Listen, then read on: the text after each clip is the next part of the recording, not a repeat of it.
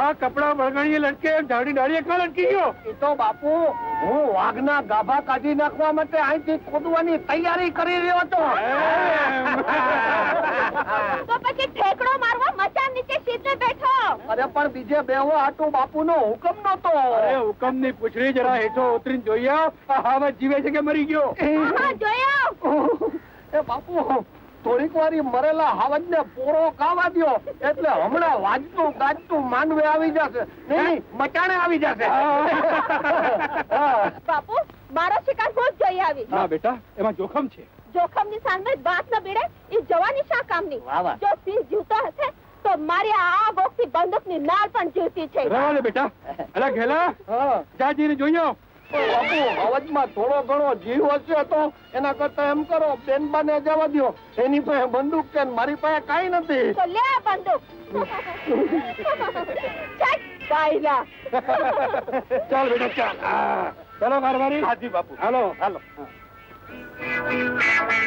હાલો.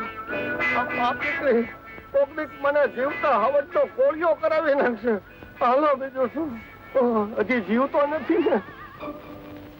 અરે કારવારી કી થઈ છે મારે. થઈ જાય બાપુ થઈ જાય. શું થઈ જાય? બાપુ શું થયું બાપુ? અરે શું થાય? કમબખ્ત હીરલા ઘોડાને અટાણે ઠોકર ખાવાનું થયું. એને અટાણે નો કહેવાય બાપુ, એને કટાણે કહેવાય. શોપ કોઈને શું કરે છે?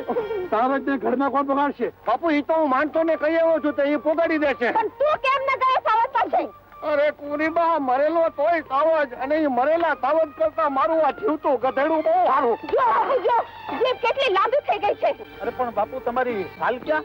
ચાલ હા ઈ તો માચડે પડી રહી છે. પણ તો મૂર્ખા લઈ લેવી જોઈએ ને. આ પણ બાપુનો હુકમ નહોતો અને બાપુના હુકમ વગર હું કાઈ ન કરું. ગધેડા, હવેથી બાપુનો હુકમ સાંભળી લે. જે કઈ નીચે પડી હોય એ બધું લઈ લેવાનું. સમજો? સમજો બાપુનો હુકમ છે.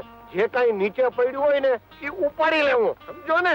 અરે એમાં ગધેડાને શું કહે છે? કેમ બાપુએ ગધેડાને હુકમ ન કર્યો? ઓહો આ ઘેલા હારે થઈને આપણે પણ ઘેલા થઈ જશું. ચાલો બાપુ ચાલો. ચાલ બેટા. કારવારી, તમે હીરલાને દોરીને ઘડમાં આવો. ચાલો. કેવું પડે હો. મારે સરસ ફાંકડો કાઢ્યો.